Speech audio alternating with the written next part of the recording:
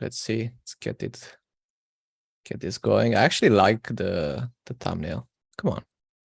It's pretty good. I mean, we'll take it. Let's see if we are on quickly. Yes, we are on. Okay. Let's get things going. Special episode today.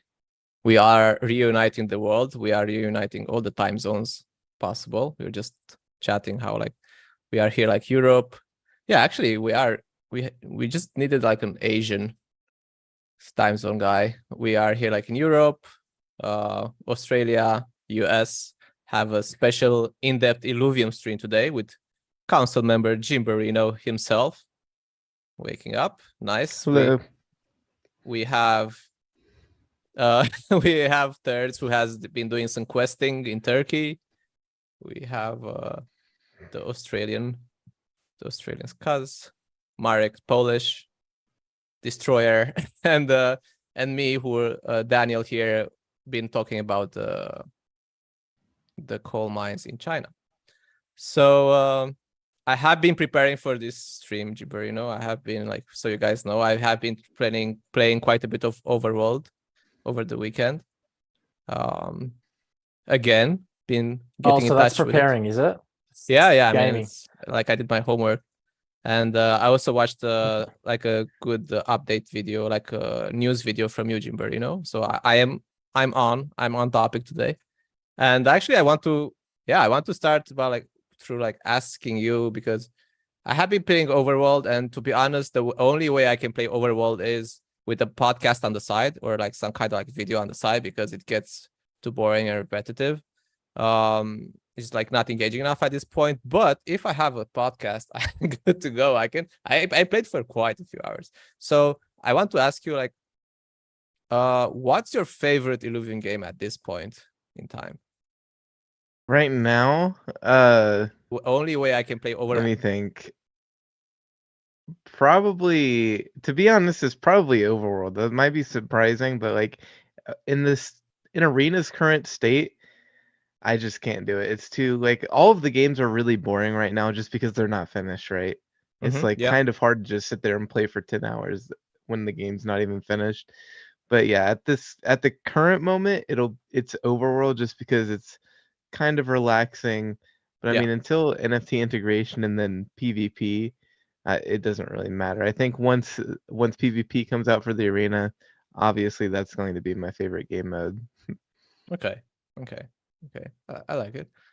What about, actually let's get a bit like of, because we're gonna talk about like what game we are like looking most forward to, but I'm curious like what the other guys are saying. For me, actually, if I think about it, I probably like Illuvium 0 the most, and Overworld second. I do enjoy Overworld definitely more than the Arena stuff. I think the Arena's too boring, but I have a feeling that we have a nerd here who really enjoys Arena. Is that you, Skaz? Is your favorite game Arena? Yeah, I think it was for a while. I will say at the moment, definitely Illuvium 0. I have maxed out all my lands. I think I'm like 2 blueprints short of my 3rd land to get all the blueprints. So that game is addicting. Damn. I wrote a thread on Twitter about why I think Illuvium 0 is going to be the underdog, the most important game within the Illuvium ecosystem. But we'll get into that in a little bit later. So yeah, for me at the moment, Illuvium 0, loving it. It's super addicting, and I can definitely see myself spending money on the credits to fast forward building in the future. Yeah, will they? I don't know. Yeah, we'll see. Like, will they? So they will implement that. We will not have credits through the plans anymore at some point. Yeah, I assume not. I think it is going to be a pay to pastime sort of model. Yeah. Okay. God damn it. Okay. Third, Marek. What's like from what you've played, what you've seen? What's your current favorite? I haven't played Overworld and Arena. I've seen Scuzz play Arena a lot. Arena, as I said many times, I've even had a chat to Jimberino about this, but it's not my type of game. I don't like that sort of tactical auto battler game.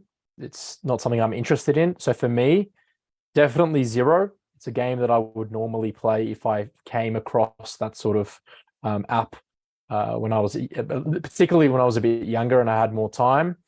I think I like Overworld though because I do like exploration games. I think it's one of those games that if I came across it, if I saw my friend playing it, if someone told me about it, I would get involved in it. It's not something I would actively search for, but Overworld, you can't deny some games with their graphics and their sort of what do you call it? The ambience and the environment, those sort of things. And I know the Illuvium teams puts a lot of effort into that. The other day I was looking at like how they were going to change how the grass moves. Like that sort of detail is pretty specific. That sort of detail is pretty noteworthy. So yeah, I would like to say Overworld has the most potential in my mind. Yeah. Just because of how exciting exploration games are. But yeah, I play Zero. Yeah. And I like Zero because I have land. Yeah. Okay. Are you surprised, Jimberino, by shout out to like Scuzz. all are you surprised by all the zero fanboyism here? Yeah, that's a boomer take. I'm not really sure how to feel about that, but Yeah. Yeah, it's like three of us. Yeah, like the mobile game, bro. That's it's like that's so crazy. I was not expecting that at all, but fair enough. Yeah, I was guessing that's a surprising answer from all of us. But bro, like the game where just like tap on the screen and just like builds yourself. Oh, it's crazy, bro. Hang on, but I just want to. It's super engaging. I just want to clarify that's in its current form. For me, definitely PvP TFT is sorry, not TFT. PvP Arena, the TFT version, the Illuvium TFT is what I'm most looking forward to. But in its current form, Zero is the only game for me that is addicting. I want to make that clear because I'm very keen for Arena. Yeah, and we'll go into like what we're looking forward to and stuff. But yeah, I wanted to get a feel for everyone here, like what they are into. And you did mention the TFT genre here, Skaz. So yeah, I want to let's move on to this like big topic, and I'll ask you first, Jimberino, as you are the guest. Do you think Illuvium is going to dethrone Teamfight Tactics as the biggest auto battler down the line? What are our odds? I know it's a hard hitting question. They wanted to ask this first, but I'm like, no, he's just woke up too early. He just like let's hit him slow, and then now get him, hit him. He's council member. We'll smash him with as much technical detail as possible. Come on, more. It's woken him up. It's definitely woken him up. Because like it obviously I'm going to say yes, we have the potential to beat Teamfight Tactics without a game even released whatsoever. So like I'm obviously very, very biased. So I would be the wrong person to ask this question to begin with. But yes, like looking at the foundations that they have built, even just looking at it now and then thinking about how a PvP could work with the foundations that they have, and it's hard to see a world where this game isn't more fun than TFT.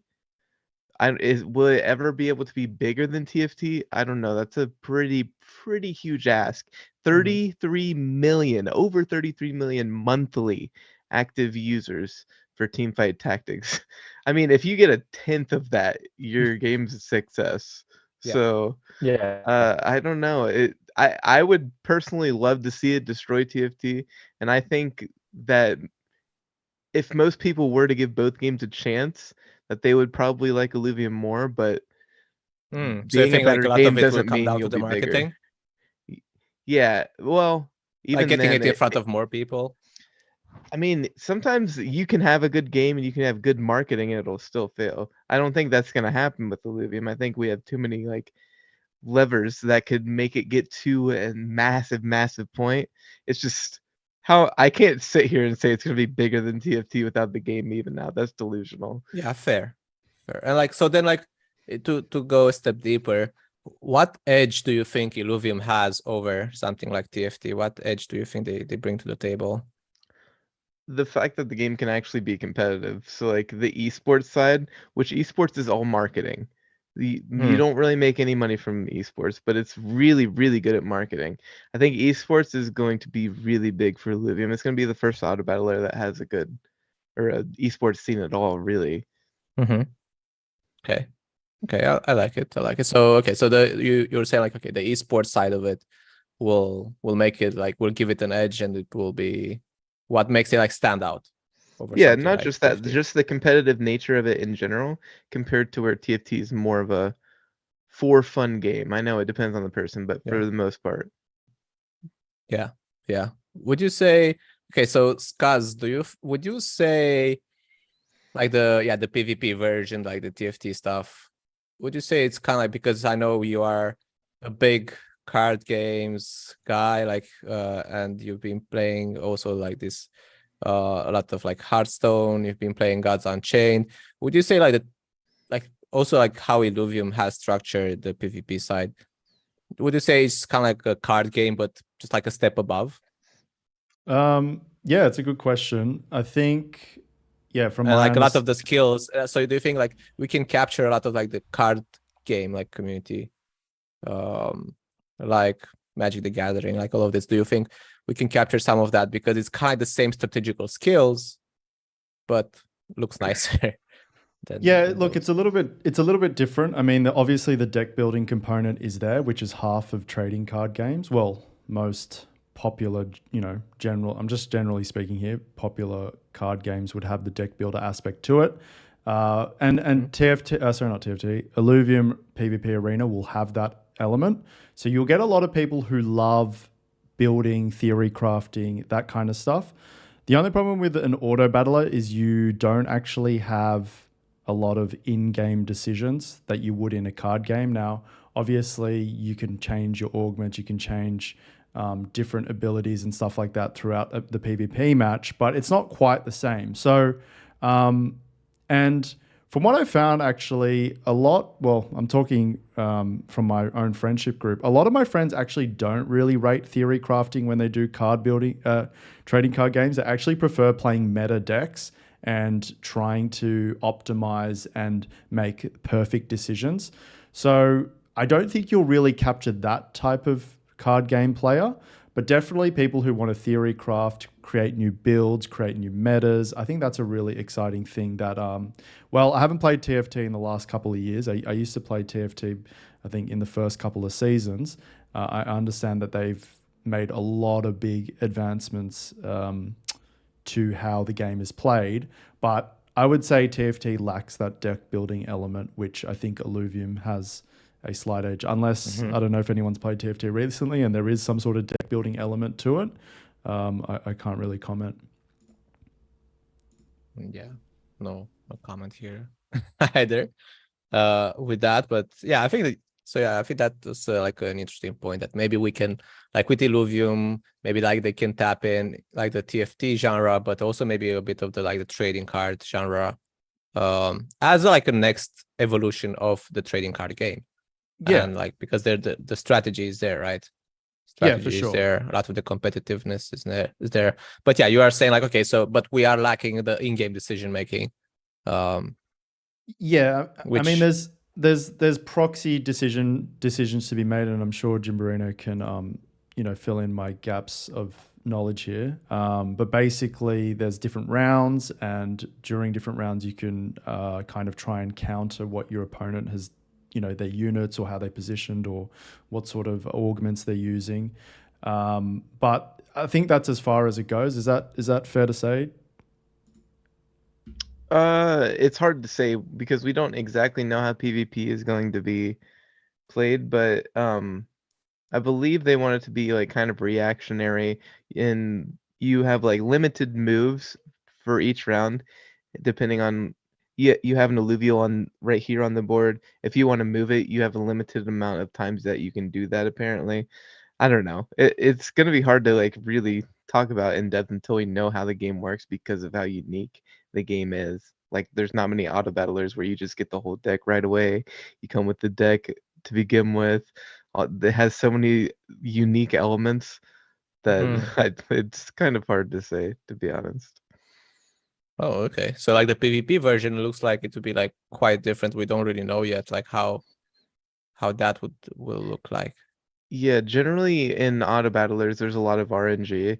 You're just like shuffling through a deck that everybody can see. For like an example for teamfight tactics, you're just shuffling through a random deck that you didn't get to choose. In Illuvium, you build your deck before you even come into the game, right? Yeah. So it takes out a lot of the luck and randomness in the game, and it's pretty much all strategy. There's not really any RNG.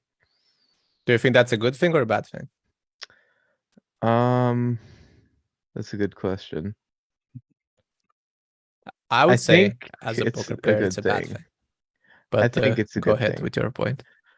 Um, so it's not that there's zero RNG, it's just it's very limited. Because, for example, things like when your alluvials move, because they all move like one alluvial, one alluvial, one alluvial, but it happens in like a split second. So that's like a form of RNG. And then when the dodge or a critical attack will occur, that's RNG. But once the dodge occurs, it will like continue to occur in like a dodge, hit, hit, dodge, hit, Mhm. hit, dodge. So like it's that's not RNG. It's When like it will occur is sequential RNG. something. Yeah. Okay. So I think it's a yeah, I don't know. I think it's a good thing for the most part because auto battlers in general are way, way, way too random. So I Mm, think it'll be nice to see how it plays out. I think it's a good thing. okay. I'm gonna play the devil's Jimberino, advocate so here. Yeah, go ahead. Go ahead.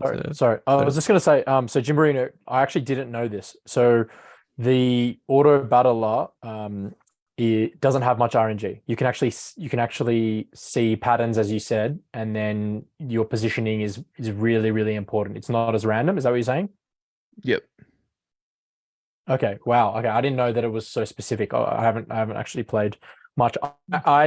I think Daniel, you're about to say the same thing, but I actually think that a bit of randomness would be good. Like a little bit of RNG. I feel like one of the things I was actually going to say about Illuvium and ask you was about how the game, especially when it comes to the competitive scene or when it comes to the casual players, are they going to just essentially get fucked whenever they play? Because as you said, you've got these high-end players there. You've got these players that will be able to find the strategy, find the best way to play, and obviously they will dominate the space. Is that good for casual players? Like for me, I would definitely be a casual player. And from what I've seen and read about on the Discord and just chatting with people, I know that I'll probably be staying away from PvP. Do you know what I mean? Okay. But PvP, even for casual players, can be a good thing. It can really Yeah. boost your game a lot. So, yeah, Let me jump in it's on that. I will take you go up on that ahead. because that's kind of in the direction I was going to go with. Like when we talk about like RNGing, yeah, I have like strong opinion on this because I've seen like other stuff, and I am a poker player, quite a bit of RNG there, quite a bit of luck involved, quite a bit of variance. And I think actually, in my opinion, like a good game is like a good combination between like RNG and like skill. And why is that? Like to make it accessible. That's why poker is still profitable today, because of the RNG element, the variance element, because people still think they are better than they are, and it keeps them involved. The more casual players. And I would give also like a non-poker example where fighting games. Dushar is not here. He was like big fighting games enthusiast, but fighting games is like a genre with like Tekken, Street Fighter, all of this. It is a genre where there's a ton of skill involved. This is like mostly skill. Like the RNG element is very low. So the issue there is like it's not really noob friendly. It's not like when you start playing, and I did like that's happened to me. Like I tried to like pick up Tekken, because I always liked it, and I spent like I don't know, like I was spending like 1-2 hours a day trying to learn combos, practice combos, whatever. Like really like building some skill up in the lab, and I'm still getting destroyed by almost everyone. And that was kind of frustrating. Like, okay, like I'm still like learning here. I'm still like practicing, and I'm still getting destroyed. It's like, and I just quit. I just like, oh, okay, I'm just, no matter what I do, I'll just still get destroyed because people are higher skilled than me. And that's always, I think, I mean, this is not a first time. This is not like a first, like this debate has been going on in the gaming world for quite a while. And we see a lot of these big games move towards way more RNG. And the reason for that, I would say, like a big reason for that is to make them more like friendlier to beginners so they can tap into a wider market. Because like we are saying, if you come into the game and it's like all skills, so the people that did do their homework, Skaz will crush you 10 out of 10 times. Then it's not just it's not really enjoyable, and I think that will really mess with adoption. But if you're playing against Skaz, who is like definitely a better player than you, and on average, if you play 1,000 times, whatever, on average he wins like 6 out of 10 times, then I think that's a better game. And I think we have seen it with Blizzard, with a lot of these competitive games. They started being like a bit less competitive, introducing more RNG, again, to be able to tap into a wider audience. And I know you said, Jimberino, here that, yeah, they, like Teamfight Tactics did like a lot of that. So do you think maybe there is something to that element, this kind of like approach to balancing your game? I disagree. Like I think, I mean, you look at games like League of Legends, or you can look at like Crit, like that has RNG, but there's still, it's such a complex game, and it's the biggest esport in the world. You have Valorant. As far as I'm aware, there's not crits on your shots. You know what I mean? There's a little bit of RNG with how the gun sprays, but for the most part, the patterns are very similar. So I don't think RNG is really that necessary. It just depends on the kind of game, and Okay. it depends on the audience you're trying to go for as well. Because remember, I think Illuvium is positioned itself specifically for esports. And I think a lot of esports, the RNG doesn't matter as much, even though obviously it's there in every game. Even Illuvium, it's there. It's just, it's limited. Okay, fair point. Yeah. Okay. I just want to Also, yeah, just go quick. ahead. Yeah. Go ahead, Scott. Man, fuck you guys, man. I'm trying to speak, man. Hey, Scott's turn. I decide. And just real here. quick, yeah, I was going to say I agree with Jimberino. The biggest games in the world are CS, I guess Counter-Strike back in the day, but League, CS:GO, even chess. Like, look at chess. Chess has been a game that's been around for centuries, and that has got literally zero RNG. I think the most important thing is making sure that the matchmaking is balanced. That's the number one thing. You don't want to be getting put up against people who are going to fuck you. You want to play against people who are your skill level, and sure, they're going to make mistakes, you're going to make mistakes, and it's going to be a closer battle. I think that's the most important thing. I do agree, it's easier to adopt newer players having a game that's heavily RNG based, but I don't think that's that key, as we can use real world examples like, Counter-Strike, League. And Fortnite, for example, is another one. Yes, you can argue the RNG and stuff like that, but these guys build. It's like, it's not fun playing against people building like crazy, but, the game's massive. So anyway, I'll let RDZ speak. Okay. Go ahead. Yeah, so basically what you guys are saying, like, okay, there are genres, there are game types, especially the more competitive ones, which I do agree, that are more like the more esports facing ones that RNG is not that important, and it's actually good that they are more like skill oriented. Okay, thirds, what did you want to add here? No, I was actually just going to change this, like bring the subject back to, is it going to be bigger than TFT? But I do agree that it's positioned more towards esports, and with that in mind, then there are games like that, and those games are the ones that, generally speaking, have lower RNG.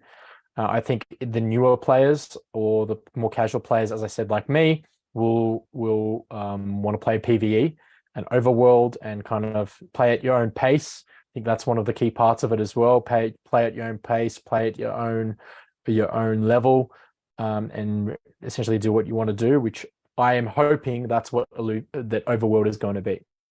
And that's what Zero is as well.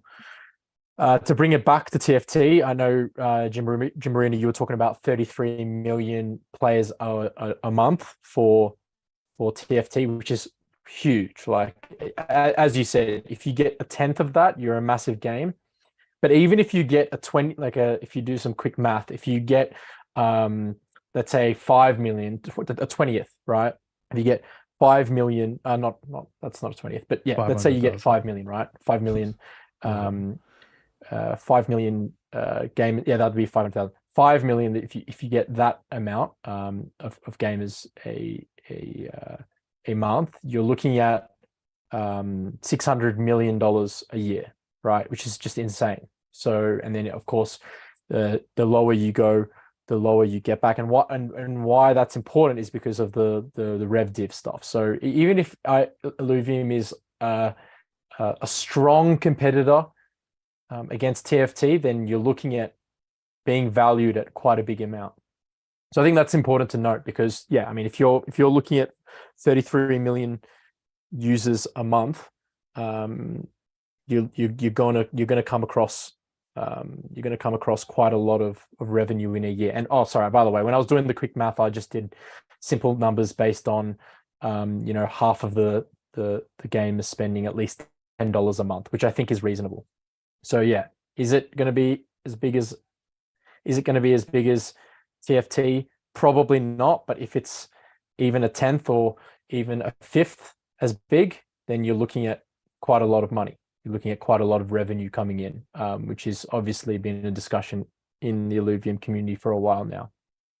Yeah, it's kind of like you want to get like part of the market share in this genre. You're not gonna, price too ambitious to say like you're gonna take over, but be the dominant player. But yeah, like you're saying here, and yeah, Jimberino as well mentioning, if you get like a decent market share, that's still enough, and that's still pretty sick.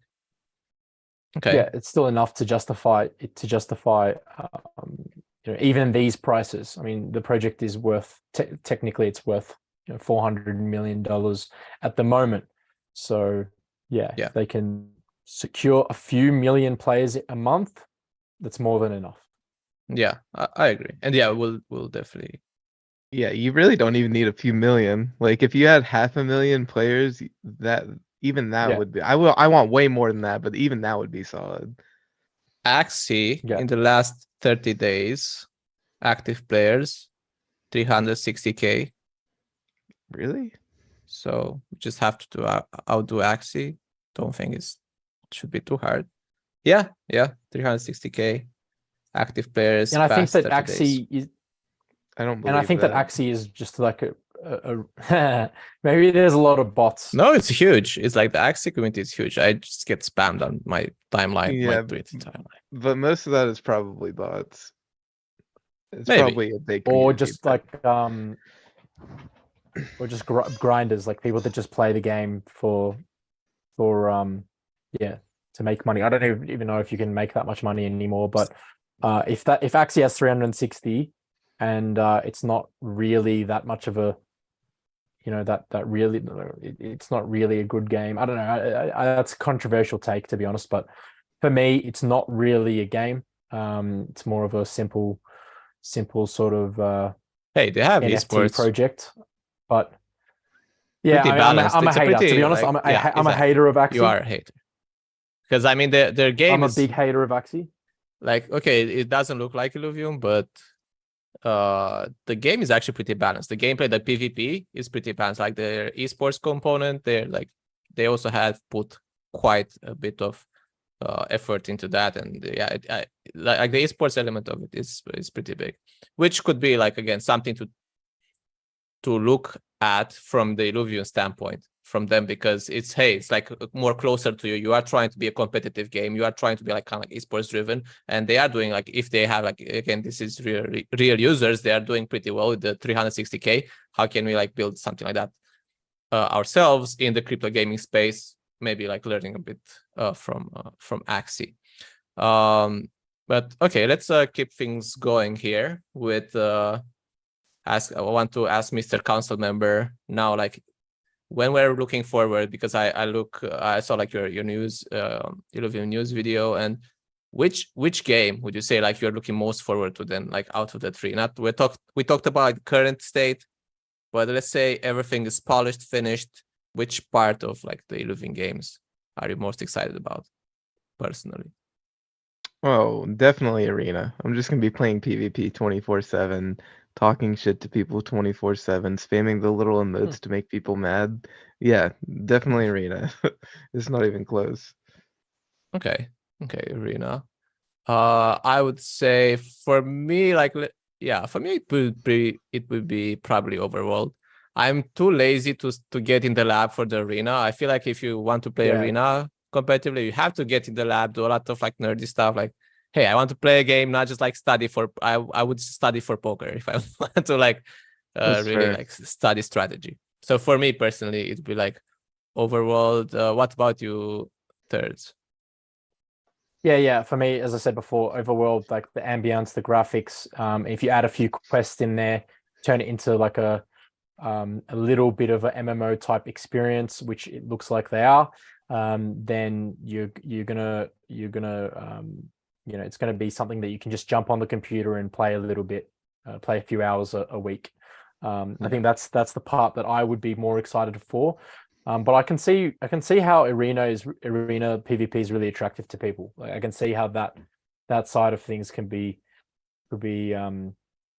people are very hyped for, because obviously they can show off their alluvials, they can show off a lot of their skills, and especially when it's relatively new, I think there's a lot of potential of people finding strategies and coming together and finding certain metas, whatever it may be. Yeah. Well, that's specifically the Overworld, TFT, right? That's specifically the TFT part. Yeah, that's the TFT part. But I think Overworld, I really like it. It's just that the whole questing, whole like turning into a little bit of an MMO would be really exciting. So I hope that they include a few of those things. I hope the Illuvium team is looking into that, because with the graphics that they have, and also the amount of effort that they put into those little details, they can do a lot with that. You don't want that to go to waste. Yeah. I would. Yeah, probably like Overworld would be, again. Yeah, they have to, like, if they make it more engaging, like you said, like add some questing, add some NPCs, just like not make me feel like I'm alone in this world. Like I think if you turn it to a bit of an MMO, but that's the thing. I don't know I don't know what you guys think. If there is potential to turn it into something like an MMO, I don't think so. Like where, like I like MMOs. Like I like seeing players around, like battling them there. Like maybe like, hey, challenging someone to a duel, like a PvP duel, like you see around the map. Competing over like those those bubbles things where you go and capture illuvials, competing over them, getting to them first. And so I think like that could make, like, having other players in the overworld could add quite a bit to the overworld experience. But not sure, do they plan to implement something like this, Jimberino?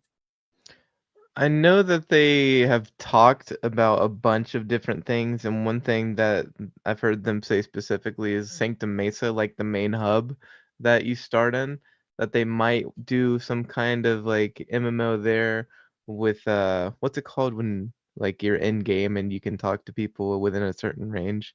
Why am I blanking on that? Yeah, I know what you're talking about. They Like do it the in voice COD. chat?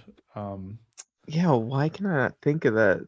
Proximity chat. Yeah, that's Oh, okay, proximity chat. Yeah, I think that they were talking about adding that into Sanctum Mesa, but as far as like an MMO, dude, MMOs take so much work to make, and I don't think people who like talk about the world really Yeah, actually I agree. know they That's don't why I said, actually care. Like they don't okay. care about that, but they don't realize they don't care. Does that make sense? Yeah. Okay, so like actually I'll go a bit into like detail on that. Like, why do you think that's the case? I just don't. So the way I see the ecosystem is the main game is the arena. 33 million monthly active Yeah. players for TFT. That's where most of your players are going to be. Illuvium Zero is kind of its own thing. It produces fuel for the overworld. but there's a limited amount of people that can own land, so that kind of like has its own thing. The overworld is just going to be let me think about the way I say this so I don't get in trouble. The way I see the overworld is a glorified card pack opening, right? So you go in, you have a bunch Okay. of pretty cool things to look at. It fully immerses you. So you think you're in this world, but like you're just opening a pack of cards. You shoot the wake, the little ghost ball thing. You see what's inside. That's what cards are in your pack. That's the way I see it, and I think that's a fine game if you have NFTs and in context where you can use them in the arena. I think that's an okay game, but that's the state of the game for now. When open beta hits, it is literally going to be the card pack opening. And then later Mhm. on, once they've finished more parts in the overworld, it's going to be kind of more of its own thing. But even then, I don't know if the Illuvium community, once we actually get gamers in, is even going to want them to add that much to the overworld. They might just want a completely different game and just let's keep the overworld this card pack opening experience. I definitely see a world where that could happen.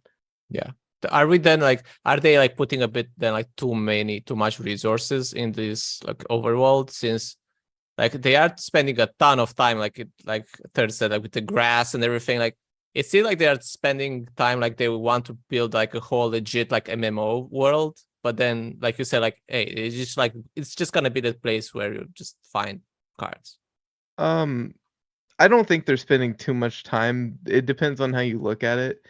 If you want Illuvium to move on into the future as this huge gaming juggernaut, then you want them to be working on it because you can use all of the assets that they're using in the overworld in any different game in the future. So if you're totally Illuvium minded, where you're like, I want the long-term success of this company, of this DAO, so I want them to be able to have all of the assets for future games. Yeah. That's one argument. Or you could be like, well, we just need to get the games out now. So let's just like stop spending as much time on the overworld because people aren't gonna pay attention to that stuff anyways until years into the future when you're reusing those assets in different games. So just let's chill with the overworld. Those are two different arguments. I'm okay with the long-term success of Illuvium because, as I said, I don't think it's a waste of time because they can use those assets in future games. Okay. Skaz, I know you definitely have like some strong points here, like some strong views here. Like which game you think is like, no, like which game are you most looking forward to, even though we all know is the arena PvP? Still gonna ask. Yeah, I mean, like I said earlier, I'm definitely keen for Arena. I know Jimberino's or RDZ as well, big RuneScape players. I would have really liked to have seen the Leviathan, and maybe someone's getting cleaned at the Jewel Arena, aka losing all their their NFTs. But that's definitely a regulatory issue, which we can talk about in challenges later on. But I personally, yeah, Arena is going to be sick. I think I'm really into strategy. I love card games. For me, the most exciting part is going to be the deck building. I'm not too sure how I'm actually going to perform in ranked, but yeah, it'd be cool to make new metas, innovate decks, and do all that kind of stuff. Now, I'm a little bit different in terms of what I think is going to make Illuvium money. I think there's a key difference between how do you make money and what's a fun game. There's a lot of fun games that I've played out there that are not going to generate a lot of revenue, and I think that's the biggest thing that people need to learn, particularly in crypto gaming, is just because a game or a Web3 game is very fun doesn't mean it's going to make a lot of money. So you got to put your gamer hat on and your investor hat on when you look through the lens of these things. When I put my gamer hat on, Arena, I think Overworld has long-term potential, but like Jimberino said, if it was to transition into an MMO, it would take a long time. Arena, that's, great. A lot of people are competitive, but you got to look at the bigger picture when you look at revenue. And, I've done a lot of research into this. Mobile gaming industry is massive. I mean, most of the biggest game generating games are actually mobile games you probably never heard of, right? And there's, something like, I mean, everyone knows Roblox, but Roblox, I'm fairly sure, was number one in revenue in the last couple of years. And that's obviously not a mobile game, but you can basically all these games that are really good at commercializing their product is what's going to do well. Even if you think about something like Candy Crush, right? If you said to I'm just going to stereotype here, your average gamer, like a RuneScape, and you said, hey, Candy Crush is making the most money, and then you look at it and you go, it's actually not that fun. How the hell is it making money? They're the questions that people need to ask themselves, because the reason why Candy Crush made so much money is because they made an addictive game. It's very simple at its core.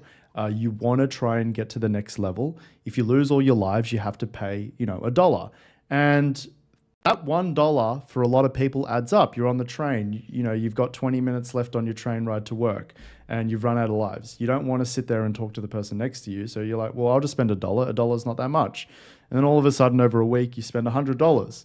And then over a month, you've spent $400. And without even knowing it, you've spent all this money on some game, which, let's be honest, is not that great. Like, in the grand scheme of things, Candy Crush is not that good of a game, relatively speaking.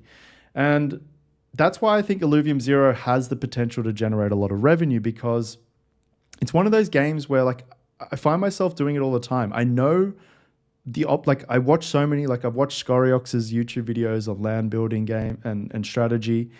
And a lot of the times, he talks about not using credits unless it's like an hour or something like that. But I just can't. I can't wait. I'm about to go to bed. I don't want to wait an extra 20 minutes. I'd rather just spend the credit so that I'm kind of efficiently getting to the next stage. And that's kind of what I see that's going to happen with a lot of people. They're just going to be, all right, I'm about to go. I just spend that 20 cents or whatever. I don't know how much it's going to cost. I'm assuming it's going to be quite cheap to get to the next level. But Jimberino does bring up a good point with the Illuvium land, is that it is capped. So even if we do have a good revenue generating system or business model there, the barrier to entry is quite high. So I think that's the biggest challenge for Illuvium Zero, is can they make that more accessible to everyone and also create some sort of like end game hook that doesn't revolve around needing to play Arena or Overworld. If they can make an end game, content and make it more accessible, I think that, to me, is the clear as day revenue generation for the Illuvium ecosystem. Okay. So pretty good points there. And you mentioned revenue, like how that's such a big part of the business side of the game, because most people are looking from like a gamer standpoint. And moving forward here, I want to ask you, Jimber, like, we have the 100% revenue distribution, we have the interoperability, the NFTs part. Like, how big do you think are these to like differentiate Illuvium? Like, how do you think these play together to like create like, hey, okay, this is like a project I want to be in? Because I would guess these are like strong arguments for like why you are supporting Illuvium. So how does Revdis? Can you say this question again? I just freestyled the question. So basically, if we look at like the revenue distribution, the interoperability with the many Illuvium games, like the NFTs, is this like, do you think this has the potential to like bring like a new level, set a new standard for gaming that is actually it's like a very strong point for Illuvium? Man, see, it's a hard question because who knows? You know what I mean? Like, we still don't know yet until the game's actually a year from now. We will probably know. It'll be a much easier guess to make as, is this a viable option for gaming companies in the future? It's crazy. The way that Illuvium is set up, I don't really like. It's going to be really hard for future game companies to get in the position that Illuvium is in. They had so many things fall into place, like Kane being the Warwick brothers' brother. You know what I mean? Just starting at the beginning of a bull run where you could get all this money, you could accumulate it for the bear market where you're going to build in. They just got really lucky, and I don't really know how any other game company would be able to set it up like that. As far as like Revdis and NFT interoperability, let me think real quick. I don't think any of that matters in reality. I think that's just like the cherry on top. You know what I mean? As long as the game is good, that's the most important thing. And I think the second most important thing is making sure the crypto elements don't deter a Web2 audience from playing the game. So like Illuvium is planning on custodial wallets. When you make your account to play the game, you're gonna be thinking, I'm making an account for a game. You're not gonna be thinking, oh, I'm setting up my crypto wallet right now.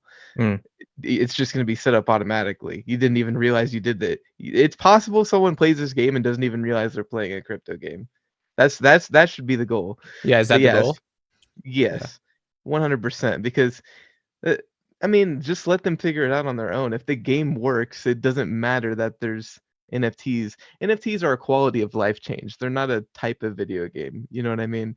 I think the RevDis NFT operability is awesome, but the most important part is having a good game. Okay, I like that. So, okay, so just like the crypto elements, that like the blockchain, like leveraging like all this like blockchain technology, you're saying, hey, like these are cool, but they're not like central to Illuvium. They're not gonna be like central to its success. Still, like the first thing will be still the game. If the game sucks, good luck with the RevDisk, good luck with the interoperability thing, like good luck with the NFTs. Yeah, if the game sucks, it doesn't matter. Like, who cares? Who cares if there's blockchain involved if the Yeah. game sucks? I don't play crypto games. I play good games. Right Yeah. now, there's not any good crypto games in my mind that I've seen so far. So I think get the game in a state where it's good, and then you show why NFTs and blockchain has a place in video games, dude. It's a recipe for just explosion. Like I could see this game just absolutely exploding if it does well. Yeah. So, like thirds, would you say like then a lot of the stuff like with like in the crypto gaming space, a lot of projects are doing it all wrong. They're like still like a lot of people are like, hey, since we are all like in crypto, like people are paying way too much attention to the like, hey, let's add the token, let's do like the staking, let's do like they spend too much resources on that, and then the game sucks, and then the project doesn't take off. Do you think that's like a common mistake, putting the crypto elements first? Yeah, I think it's slowly starting to change. But from the 2021 bull run, and even with metaverse run, the gaming run, it was all about play to earn. It was all about games like Axie, which is one of the reasons why I hate Axie. It all starts with money, and that's the fundamental nature of the game when it first starts, right? With a lot of these crypto games, and that's still present now. I think that's slowly starting to change. Illuvium always started as a game that it wasn't necessarily about how much you can make from it, but more about making a good game, which I respect. And Kieran, the founder, has said it many times. But yeah, I think there's still a lot of dog shit in crypto, not just in gaming, in crypto in general. You just see a lot of the space being totally about money, totally about returns, totally about what can I put my money into so that it gives me 100x, 200x. Which, look, don't get me wrong, a lot of us here are not only gamers and people who are interested in technology, but also investors. We also want to make money too. It's also an important side of it. But I think there's a lot of just purely money when it comes to games, and when it comes to crypto in general. As I said, thing about that is as I said, it's slowly starting to change. We've seen that with a few of the DApp radar reports coming out that are saying, play to earn is no longer something that game developers in crypto are keen on. It's reducing that. I think Illuvium. We've done so much content on Illuvium. We've done so much discussion on Illuvium. There's a reason why we've done that, because it's a game that's quite different from the rest when it comes to just wanting to make a good game and using the crypto and blockchain components to add to the experience. As you said, before. It's quality of life, right? Like all of these things are adding quality of life. Now, when it comes to unique selling proposition, though, I think it's very few people that can actually see that at the moment. And I literally just had beef with a Twitter dude 30 minutes ago about this. But at the moment, a lot of what's happening is normal gamers don't really care about the crypto side. So even if your game is good, if they see that there is a really, really large part of it that is about crypto, and let's be honest, a lot of the crypto games are largely about crypto at the moment, you're going to lose people. You're going to lose their even if you have some of the best unique selling propositions, they just don't like it. So I think that's a really important thing to consider as well. The whole bad attitude towards crypto, and that's just something that we can't change. It'll just change over time. So yeah, it is what it is. Yeah, probably like with time we'll see like some changes in that, like just like natural part of like evolution. I want to ask, because now I'm kind of curious, Jimberino, when did you get into Illuvium? How long ago?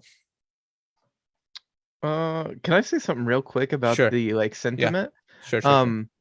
I think something a lot of people are underestimating is like the sentiment around Web2 gamers as it goes to like NFT games and stuff.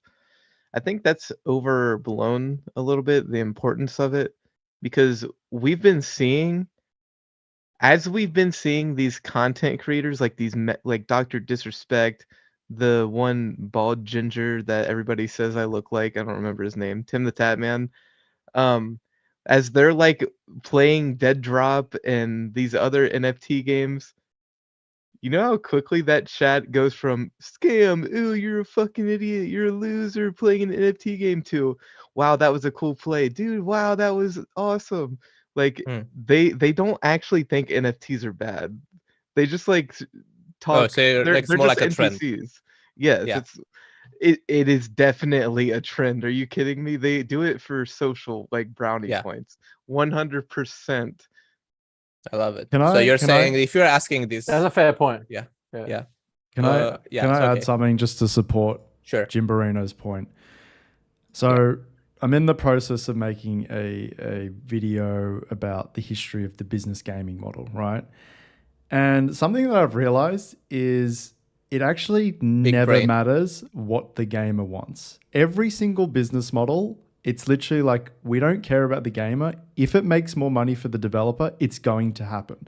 I mean, like, there is no one out there that can tell me that microtransaction is a good addition to gamers, unless you make the argument you work a full-time job and you don't have time to grind and you want to pay to get level experience boost and whatever. But generally speaking, most people are not against microtransactions. And I couldn't believe there was something like, it's so obvious, but I didn't realize it till I actually researched it and putting this video together, is back in arcade machine days, right? Developers blatantly made the game really difficult so that people, when they played the game, they would lose very quickly and they would need to insert another coin to continue. Like, I'm sure you guys have played games like Time Crisis where you're like, oh shit, I'm dead in like 2 minutes. Oh, okay, well, I need to spend another $2 to continue playing. And then you die again. It's like, I need to do another. And then I realized, like, shit, like the gaming industry, and I'm not saying that this is a bad thing. It's just, this is just the reality of capitalism and business. It's just, you know, the developers are going to do what's going to make them the most money, and they're going to use, you know, it's contentious, unethical ways to create a business model, and they're going to implement it, and people are still going to play. And it goes back to Jimberino's original point. If the game is good, they're going to do it. And I'll put my hand up. I'll be the first to put my hand up and say I'm a hypocrite as well. I keep talking about like not supporting these centralization games and whatnot. And then I go out and buy Diablo 4 and it's a fucking hectic game and I really enjoy playing it. But I know they use these bullshit, you know, business gaming models that everyone's against. Once again, like, I'm just a good example of why most gamers are just sheep and they'll just go to a good game and they'll just, you know, deal with bad business, in my opinion. So yeah, I don't think it matters what gamers want now that I actually look back in hindsight. Yeah. I do agree. I do agree with all those points about that. I do think that gamers are sheeps as well. Because I am also a gamer and I have been a sheep in the past too. I still am probably. But it's still the point. Still the point still remains that they at the moment that's what the sentiment is. The sentiment is that crypto is bullshit and the crypto is a scam and the NFTs are bullshit. NFTs are also a scam and gamers can't see the value in NFT related games. So yes, while it doesn't matter what they think in terms of the long run, in terms of the technology being implemented, developed, but in the current term, marketing it in that way, I think I personally think that that marketing it as an NFT game, as a blockchain game, as a crypto game, you're automatically going to come up with some negatives. You're automatically going to come up with some difficulty in getting people involved, unless of course it's a really, really good game that everyone's playing, right? And it doesn't push the crypto element on you. Which let's be honest, a lot of crypto games do push that crypto NFT element on you. You can't play the game without fucking having a wallet or connecting to this or having an NFT even with a lot of them. So yeah, I still believe it's important. Like it's important to understand that the sentiment is against us. The sentiment is very hard on the game developers. That's changing. Like you've got IMX Passport, you've got certain games that are being developed that aren't focused on the blockchain side. But yeah, I think that yeah, there's always going to be a struggle when crypto as a whole is looked down upon by majority of our society. Okay. I like it. Mm-mm. I like it. Okay. I want to go back to asking. Actually, I'm gonna ask you, Skaz, first. When did you, because probably you don't know Jimberino, but Skaz is the big Illuvium bull in the group here. He introduced us to Illuvium a long time ago. Like, hey, this is gonna be huge. This is gonna be massive. Probably, I don't know what the price is now in terms of the timeline. Haven't been watching. Let's see. Okay, so yeah, probably he got in first when the price was first around $40-$50. Now it's back there. When did you go, Skaz? Like, how long did you get into Illuvium? You would say, because you're the earliest from the group, from our group here at least. I got into Illuvium. Unfortunately, I didn't get in Roughly. at $40 or $50. I think I remember getting in around 112 to be exact. Okay. I got in around 2021. I saw one of my roommate. He used to work for a crypto educational platform, and they did a full blown article on it. And it helps that. I also found out that the Illuvium founders, basically lived in my hometown area as well. So that helped. There's a bit of bias there. So yeah, that I started following it. I also then found out friends of friends were actually working on the project, particularly on the sound side of things. I had a lot of friends who worked at like Warner Music and stuff like that. And I thought, wow, okay, if they're getting those types of partnerships, this has to be quite a big deal. And yeah, I've just been following it since, and I guess they're quite unique. And funnily enough, back then I was a massive NFT hater. I mean, I still am to some extent, but I think gaming NFTs to me make sense. They actually have some sort of utility, unlike these profile pictures. But that's a different topic. So yeah, probably middle of 2021. So it's probably now 2 years since I've been following the project. Wow. Okay. Jimberino, when did you get into the Illuvium bug? I remember when I first got into crypto, I used to watch those cringy videos where it was like, this coin will 100x, and I found it on one of those. Like the most, actually, let me not go there. But anyways, I saw it on one of those videos. I think it had to have been like probably June or July of 2021. maybe earlier. Top was in August, right? I Or was think it earlier? so. Yeah, probably around there. Yeah, it was before the first Bitcoin top. Yeah. Yeah, Yeah, it would have so been it's similar been period probably then. yeah, it's probably 2 years, a little over 2 years now. Yeah. Wait, so what top? Like the Illuvium top? No, the Bitcoin top, sorry. Okay. But yeah, The I found it and I just kind of kept it in the back of my mind until about a year and a half ago. I started following a bunch of people playing it on Twitch, and I kind of networked my way into getting access that way. And then from there, I started being really active in the community. Yeah. Okay. Yeah. I have the charts here. So yeah, the top was on November 2021, Monday 8th. So yeah, like, but yeah, I do remember like after the summer was crazy. Then yeah, also the top in Illuvium was also like on Monday, yeah, whatever, like 29th of November. Okay, so you have been like you said, you have been in the like pretty active since then. You're obviously very involved with the community, and they have we're talking about like governance actually in the last live stream. We were talking about governance quite a bit, and Illuvium having a pretty specific type of like governance set up there with their DAO. And we know that you are on the council. Like you said like you got more involved, and like what's now, like if we fast forward to today, you're a council member. What's your experience there as a council member? Because this whole like way of governance is still like very new. And what's your view from the inside, from being part of the Illuvium governance through like being like a council member? From the perspective of how do I view Yeah. governance in general?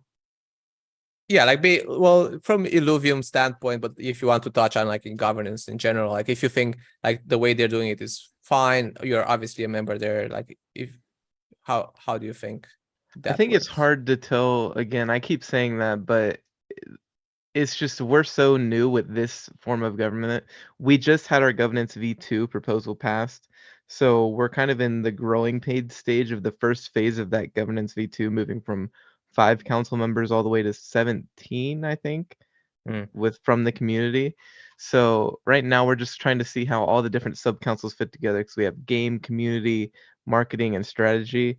And then we have the Illuvium main council over top of that, which has one member from each of the sub councils voted in by their sub council, and they make the final decisions on each proposal. But yeah, again, as I said, it's just moving through the growing pains right now has actually been kind of difficult, because it's the first version of this form of governance for Illuvium, and number two, we're like rushing around just trying to set all of the proposals in place for the foundations of the future of Illuvium, because right now is like one of the most important parts for governance. We're trying to set up the foundation so that everything can be as smooth as possible in the future before launch. So like TLDR, it's been a little confusing, a little rough, but it's been very rewarding and fun. It's really cool doing something that you love for income. Not that this makes up for all of my money, but it's nice being on that road as well, if I'm just going to be honest from that perspective as well. But yeah, I could not be happier with the role, regardless of how stressful it is sometimes or how annoying it can be. It's very, very fun, and it's an honor, to be honest. Nice. I love it. I would say so. Okay, so it's still like it makes sense, right? Like it's still a very new, right? Like this whole form of governance, this whole Yep. thing, like the DAOs, is like very new. It's gonna be a lot of like uncertainty, and like Illuvium is probably one of the first ones, even like that's trying to do it in an actually functional way, not just like randomly voting with your token, but in a way that actually works. So I can Yep. see how there's like a lot of unknowns there. Like you said, there's like a lot of changes going on, and it's like probably quite overwhelming in some stages. do you think like they are at sometimes, do you think Illuvium is trying to do too much at once? Since they are like spread out, it seems like they are spread out in so many As far avenues. as the governance goes, I think they're fine. Mhm. Yeah, I think they're fine. It could be the case, but I think that has been something that Illuvium is bad for, though. The scope creep, just adding things to their list to do out of nowhere. So yeah, that does get extended to the councils a little bit too. So Yeah. I see what you mean. Yeah.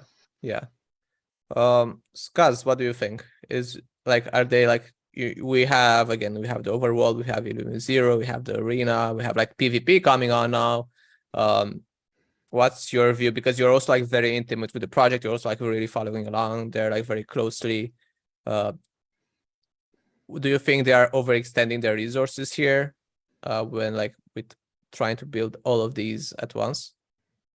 Yeah, I spoke about this, I think last week. I think that there's a lot, particularly they're innovating a lot of things. You know, we're innovating governance, we're innovating revenue distribution, we're innovating interoperability with NFTs.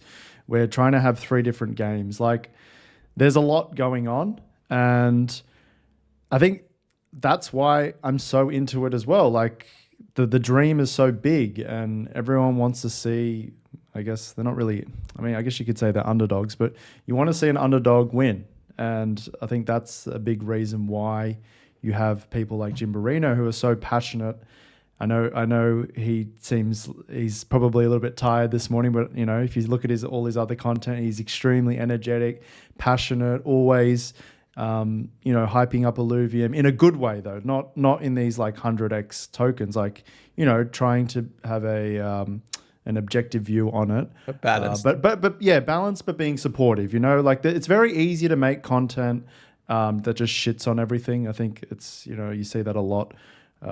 People just go, oh, it's a shit project, let's just shit on it. But I think Jimberino is quite balanced. He can see the good and the negative, as we've seen throughout the stream today. But yeah, that's one thing why I think we have so many community members who want to get involved, because they realize, like, wait a minute, this is a massive project, and if I can put my 2 cents in, and that's productive, then that's the whole purpose of these council nominations and getting these people in. So yes and no. I think, yeah, like I said, if they were just trying to, I don't know, make a TFT but made it 1v1 and that was the only thing they were doing, I don't think many of us would be that hyped. Like, none of us would really want to be getting involved with the project, because it's kind of like, oh, okay, it's probably a good addition. Like, we haven't really seen a lot of 1v1 kind of... actually, no, that's not true. There actually is quite a few 1v1 auto battlers, but I guess that's not a good example. But, some sort of small change to the existing TFT gaming model and then making that better. It's not as exciting, and yeah, I don't think we would see as much potential if that was the case. So, I mean, but yes, realistically, there is a lot going on. But is it a bad thing? No. Okay. Yeah. Like you said, I think it makes sense. It just like increases the difficulty, increases the challenge of the project. But I think you make a good point that that's exactly what a lot of people are in for. They like the whole like challenge they're like putting themselves through, and the possibility that can come from that. And like you said, hey, it's more like, it's way more interesting than to be a part of a project that is something that is trying to innovate so much and make something like very new, hasn't been done before. And even though that brings on a lot of risk in terms of like, hey, there's a lot of things that can go wrong, right? Like when you're trying to build so many things from scratch, it also brings like excitement. You get the community on your side more. You also stand out from like other, like more like you said, more like basic projects. You stand out from them more. And yeah, it increases the risk, but also the reward. If they do pull it off, I do like your point, Jimberino, where you say like, hey, actually their timing has been very good with all of this, with the bull market, like getting the funding, like getting to build now in the bear market. Actually, I did not see it like that before, but that makes a ton of sense. They also have like quite a few things on their side, and it's still like, they're still like very early movers in the space, right? Like crypto gaming, that's when it started really, like 2 years ago. In terms of like more like like public awareness at least. So yeah, I do agree. It does look also from my view, like from the outside, they are trying to do quite a bit and innovate quite a bit. But yeah, if it works, yeah, like probably that's also part of like why you enjoy it so much, Jimberino. Like they just do, it's just like it comes up because like these are like hard things, they are challenges, but in a way probably makes it exciting for you and more rewarding that, hey, like I have to like, put my brain to like all this, like how, like who can I ask, like who can I, like this hasn't been done before, like you have to just work through it, and probably a lot of trial and error. What's your experience, Jimberino, just like interacting with the other, like the rest of the Illuvium community? What's your experience of the Illuvium community? Because obviously you have been there for a long time, you have been like interacting, you've been moving up the ranks, you're a council member. What's your thoughts on the community there? I think I keep trying to think of how to answer these questions without being a fanboy, as like non-biased as possible. I mean, it is what it is. I'm just an Illuvium guy, I guess. The Illuvium community is the best community by far that I've ever been a part of. I don't know if it has to do with the fact that I'm older now, and everybody in this circle is a little bit older.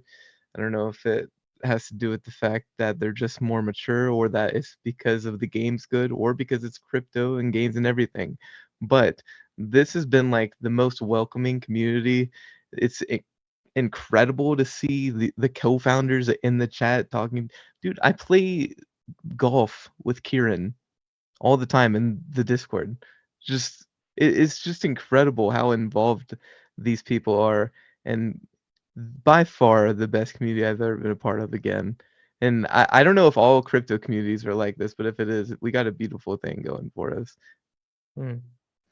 Yeah. That's Yeah, a that's a yeah. Go ahead. that's a good point you bring up, because I mean, the Illuvium community is very good, but there are other crypto gaming communities that I've been a part of, which have also been very good as well. And I don't know why it's like that. I don't know if because people now have a financial stake, and when everyone has a financial stake, they band together. That could be the reason. Mind you, I've also had some pretty good communities in gaming from back in the day. So I think it might just be a bit hidden. Could be hit and miss sometimes. Definitely NFT, non-gaming NFT projects that I've been a part of, awful, like just awful. So I don't know if we Really? can. Yeah, it does not span across NFTs. It's probably a crypto gaming thing. Hey, I've been in the dead drop community.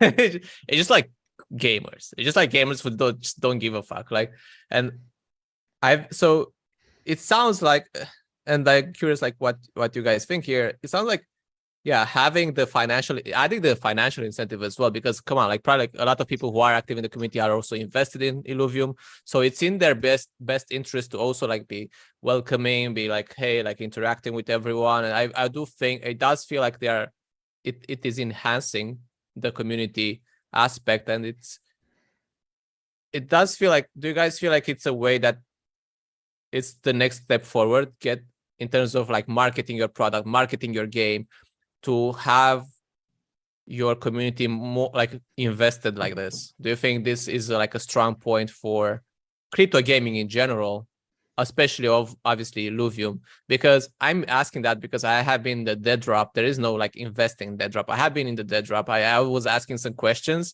I was used to like the crypto gaming communities, and like people just did not give a fuck. Like they just like ignored me. Like, hey, what about this project? Well, no, like just they don't care. They're just like gamers talking shit to each other. But like you guys said, like a experience in the community like this is quite different. So yeah, do you guys think this is actually a good step forward in terms of like growing, in terms of like growth marketing, having your community financially involved as well? Jimberino, do you have like some thoughts on that? I don't know. It's tricky because what happens if the token goes to 0? Not for Illuvium, but like I mean, like in general, if that's your thing in the community, the token goes to 0. That I guess you wouldn't have a game to begin with at that point, so it doesn't matter. But I do think it's a good thing though. I think when people have their money involved, they're more likely to be kinder because they want to set a good example for the community and bring more money into that community. As kind of gross as that sounds, but It's maybe it's well, it is kind of sounds bad. Like it's I would say it's just like aligning incentives, right? yeah. I think it sounds bad, and it may even be bad, but I think it's fine. I think it's fine. Like Yeah. as long as everybody's having fun, it's a good thing. But yeah, I think it does help. One thing it doesn't that it does bad is it makes the community too excited. And then what happened with Illuvium True. is you just have let me think. You have like fanboys and like but to an extreme, like a Yeah. delusional fanboy kind of point, and they're always like sucking up to the co-founders or people on the team or council members to uh to just be in a good light for them, and then they might not criticize them as much even though it's a DAO and you're supposed to not criticize people individually but like the decisions the team is making, and then people are like, oh, I don't want to criticize because I don't want to get looked at poorly. That I Yeah. think that's a huge downside of it, but for the most part overall it's better. Yeah. Yeah. And actually I can think about like what do you think I want to ask you here, like thirds. Do you think this community thing, this community aspect, the fact that a lot of people in the community now talking about like the behavior of the community outside the community. So let's say like on Twitter, that's the public square, right? For a lot of crypto gaming. Do you think that can be a bit even like because like Jimberino said, like you have these people who are, hey, like if I can get more people in the game, I make more money, right? Like that's kind of like it's kind of free marketing. But then the danger there is, hey, there you have all these people like Jimberino said, like who are just probably just like shilling the game, talking about like, oh yeah, like just like way overhyping the game, which because they are incentivized, right? Like if I get more people in the like on Twitter, let's say Twitter discussions, whatever, if you're overhyping the game, you don't care because like if you get more people in the game buying the token, your token goes up. So do you think this creates a negative dynamic for like just overhyping, oversetting, like oversetting like the expectations, and then when you try to see the game, it's like, oh wait, it's like not that good. I'm not saying Yeah. Illuvium does this, but do you think that's a danger? Yeah, I mean, it's just like something that happens. I mean, I think we've all seen it in crypto gaming projects. We've all seen something like this, where you get into a team and you get into sorry, not a team. You get into a Discord or you get into a group where people are just like, this is the next crypto punk, or this is the next Bitcoin, or this is the next, massive big game, and they all band together and they're so convinced. And of course, it's in their best interests to hype it up, because then they bring in new users, and they're the whole the age old classic statement of pumping your own bags is true. People will always want to pump their own bags, and that's always going to happen. I think when it comes to Illuvium, there's like any game project, there's going to be fanboys. There's going to be people that think it's the greatest thing in the world. I mean, I just watched a Scoriox video that literally said Illuvium is going to be the biggest game of all time, and he was comparing the game to Pokemon, and he was comparing it to a few other games, but he was comparing it to Pokemon. Like, you're gonna get that level of confidence and that level of belief, but it's not. I would say it's not necessarily a bad thing. I would say if the game is good, you want those sort of people. When the game is good, when the game is actually something of substance. But at the same time, crypto has going back to what I was saying before. Crypto has a reputation of being a shit space, like a space where people lose money. They come and get convinced to buy into something, and then they just get dumped on. This is too common in crypto. So I think even if you have a really good community and a really great space in like Illuvium and it's legitimate, you're always going to get people that come in and go, well, look at all these guys, they're just fanboying over everything. It's like they're skeptical. You're always going to get skeptical people. So yeah, I think there's a lot of it in the space. I think I'm hoping, me personally, I'm hoping that a game like Illuvium proves everyone wrong when it comes to the skeptics, when it comes to the people that are coming on and, as I said, saying that it's just all just hype and pump up bullshit. Because one of the things that me and Scars talk about all the time is the fact that you don't really see much of Illuvium on Twitter. Like we follow a lot of crypto Twitter guys, we follow a lot of gaming Twitter guys.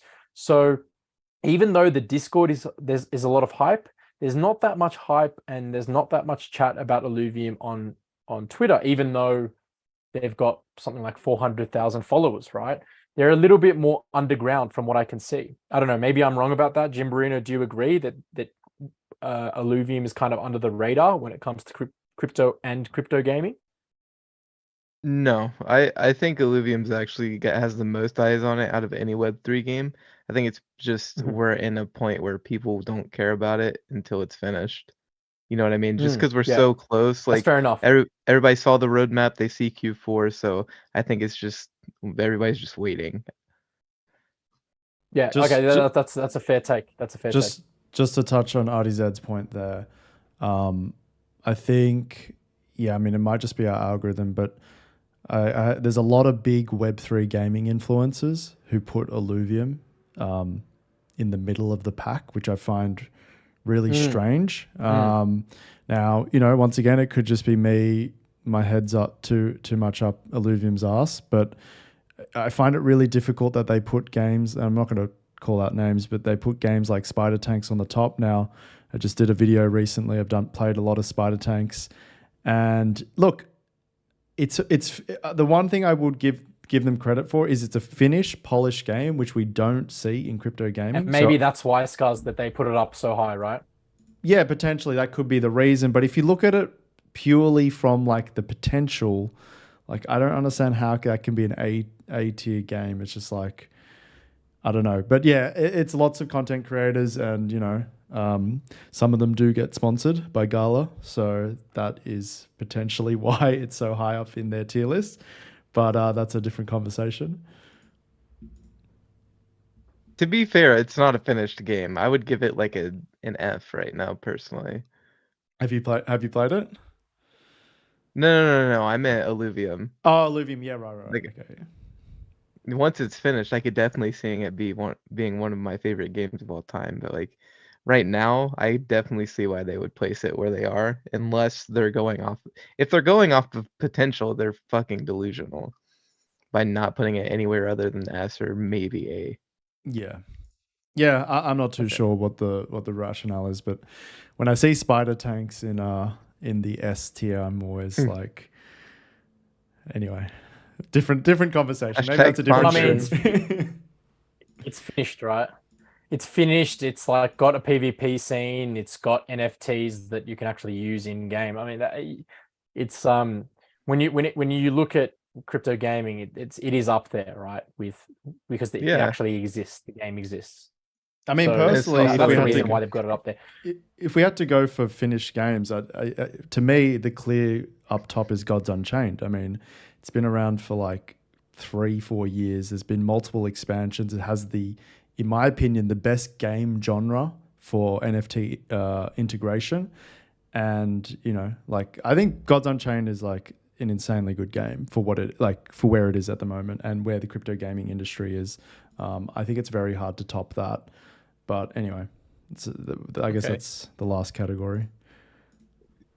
Yeah, well, let's go into that a bit more. So yeah, Jimberino, are you looking at other Web3 gaming projects? Are you like playing other games? Are you looking at other games in Web3?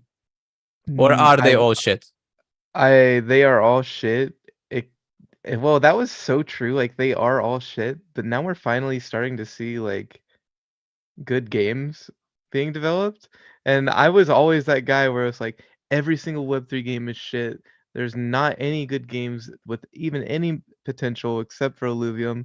And I started seeing games like Shrapnel. Shrapnel looks very promising. Dead Drop looks very promising. I don't know if you guys have heard of Sparkball, but that game is so much fun. That is the most fun I've ever had playing a Web3 game. I sat and played Whoa. that game for like 10 hours straight. Sparkball is the future of like esports in Web3, 100%. I think Illuvium will do good, but I think Sparkball is just an absolutely fantastic game. It's like 5 minutes long, and from the beginning to the end, there's just jam-packed with action the entire time. It's an amazing game. Looks like a That- mobile game, right? No. It's like Well, on it might Steam. be, but Oh. I found it on Steam.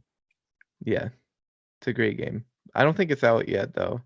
I played the early access with Palemos, and just holy shit, man, what a good game. Oh yeah, okay. It is not released yet. Okay. Yep, it's like a mix of League of Legends and what's the soccer game with the cars? Oh, League. Rocket Ball. Rocket Yeah, I League. would say like Rocket League and League of Legends. Huh. Okay. Okay, so there are like, yeah, and I think you're right. There's like a lot of shit was in the space, and now so you're seeing like, okay, a lot of stuff was bad, but then are we now like slowly maturing in the space and like having I actual mean, yeah, games? think about it. These big gaming companies aren't just going to come at the beginning. They're going to wait, see the use cases, and see that this is actually possible, and then start developing, right? Like, if you look at even the last cycle, we didn't really even have the ability to play Web3 games without spending $1,000. And now we look at how much progress we've made in that time. And now we even back then we knew that these game companies were at least looking into NFTs and blockchain, if not hiring a blockchain person themselves, like these massive companies. Mhm. So now we're finally, it takes time to build games, like years, right? So there's probably massive companies building crypto games right now. Actually, I know for a fact there is. They're building right now in the dark, right? It's just a natural progression of the evolution of NFT games. We started with CryptoKitties, that game was shit. Then we moved on to Axie. I mean, you can say what you want, but the game's shit. And now we're moving on to things like Illuvium, which was like the first AAA game, but it's from like, let's be honest, it's kind of an indie studio. And then after Illuvium, that doesn't matter, right? It can still be an amazing game. But now we're starting to see like the big companies make these games, or people from those big companies enter to make those games. So now we're just seeing the natural evolution of these are actually good game developers with tons of experience that are working on the games now. So that's why we're seeing games like Dead Drop, Shrapnel, Illuvium. Illuvium came before, but they've acquired a good team. Illuvium, and then Sparkball. That's why we're starting to see these good games pop up. Okay. So I you're think saying we also yeah, forget. go ahead. Finish her. Yeah. I think we also forget in this space how how long it takes to make a good game as well, right? Like Illuvium, how long has it been around for? 2 years. A little over, yeah. It takes more than 2 years. Yeah, a little over 2 years. Takes way longer than that to make a good game, right? To make a truly fantastic experience in gaming. So if you're looking for a AAA awesome experience, top level graphics, as Scuzz was saying before when he listed off all the shit that they're trying to do, you know, it's going to take a long time, and that goes for a lot of games anyway. Even if the games are not that good on in the Web3 space, even the mid-tier average sort of games are going to take time. So yeah, hopefully, if we're right, and if we see, and if we believe that blockchain gaming is going to be pretty big in the future, it'll take a few more years to see these big games come out. And that's why, I guess, going back to the Spider Tanks thing, that's why they put those sort of games at the top, because they're actually finished and you can play them even if they're not that entertaining and good. Yeah. Okay. Let's finish things up here. it looks like basically with the Web3 space, from what you're saying as well, Jimberino, okay, we're seeing basically the space mature and it's kind of getting more validated. It's getting more, yeah, like we had like a lot of like early projects, a lot of early concepts and stuff, but now, yeah, like a lot of big players are getting in space slowly. So yeah, I think this does look very good for us as like Web3 gaming, like crypto gaming enthusiasts, like especially if we're like looking at the investment side. Hey, we like the first stages are kind of like we are over those where like it was like very speculative, it is even a thing, but like you said, Jimber, it seems like okay, people are validating it, like companies are like have looked at it and like, okay, we're gonna move in there, we're gonna build a project or two, we're gonna build some big games. A lot of companies are jumping on that on this space, so I think that's very good for us. Everyone is like that is interested in crypto gaming. And okay, but then let's wrap. I would say let's wrap things up. I think we touched on a lot of Illuvium stuff. It was very, very interesting to see. I was especially curious about the console stuff, being on the insider, your perspectives, and it's good to hear. And I did enjoy the fact like of what you said of hey, this makes you also be able to like earn like have like financial incentive as well, and also do something that you really enjoy. And it is also challenging for you, but at the end of the day, it's something it's you finding a niche of like, hey, I actually love doing this even though it's hard at times. And I think that's really cool to see again as a potential, like maybe like even like a career path to wrap on that, actually, because you are a council member now. Like, would you say, like as a final question here, would you say that's a possible career path in the future, being some like, yeah, this like part of a DAO, like a council member? Do you think that's something people can find themselves doing? That's a really good question.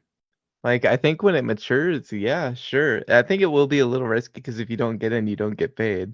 But I think more specifically, yes, like people will be able to be paid to be a council member or work for a DAO in the future. I think what's more important is if you're watching this and you're like, I wish I had a job that I love crypto and I love gaming, get into this space. There are so many job opportunities, and I'm not just talking about like quit your day job. I'm talking about like side jobs, like you can be on council, you can be a lead moderator, you can be a community manager. There's so many different things. Get out there, put yourself out there, make a YouTube channel, use that as promotion to find one of these jobs. Or if your YouTube channel takes off, now you have a YouTube channel. Go and chase your dreams. And because there is legitimately so much opportunity in the Web3 space right now, do not blow this chance. I'm not saying don't work your ass off. You have to do that, not a choice. But work your day job and then also do this on the side. I promise you will be so much happier and so much more fulfilled. Wow, I love it. I love it. I love it. Makes me excited. Makes like got me excited. You got me excited as well. Like fuck yeah, this is a this is a thing. We're going there. Yeah, I love I love to wrap on this positive note. And yeah, I really like the points you made. Like, hey, this is a good opportunity now for people to get in the space. We are still early. Like you don't have people to compete with, right? Like because there's also a lot of like in all markets there's competition. You're not really, it's still early in the crypto gaming space. You can still, you don't have to be like, oh, like huge qualifications. There is no like 5-year experience as a DAO council member, right? There is none of that. Yep. So it's still like a new opportunity. I really like the way you put things that, hey, if you like all of these things, definitely give this a shot. And it's possible, right? Like the crypto element, like the whole financial stuff, it's possible to be part of like a project you love, right? Like that's you already love the project. Hey, like let's actually jump on board and make it, make a living from that. So yeah, you are validating the idea of like, hey, we can maybe even have this as a career path in the future. You are already doing it. You are like a living example of that. So thank you very much for coming on the stream today. It was a very good talk. I'm extending here, like maybe when we have some other big Illuvium updates, if you want to come jump in again. I'm putting you on the spot there. Of course, But, I would love to. Nice, because I definitely I know like the guys as well. They were like talking about your stuff a lot, and yeah, I definitely really enjoyed the meeting today. So thanks for coming on. Thanks to all the guys contributing here. It was a very good discussion. Definitely, I think gave us a very good overview of like Illuvium. I would say this is probably this would be like a good go-to video when it comes to like talking about all the different aspects of the game, or also going to the game, also going to the financials, also going into all of the other stuff. So I really like the deep dive today. Thanks, thanks everyone who is watching this. Hope you enjoy it. Again, this is like what we do here, Gameonomics. Today we had like Jimberino as a special guest, but we also do this by ourselves. We also do like analysis. We also go into like a lot of crypto gaming concepts, projects. So yeah, if you are in the crypto gaming space, definitely follow along. We have a lot of other sick videos as well. So yeah, let's wrap it up for today. Glad everyone was here, and see you next time. See you guys. Thanks, guys. Thanks.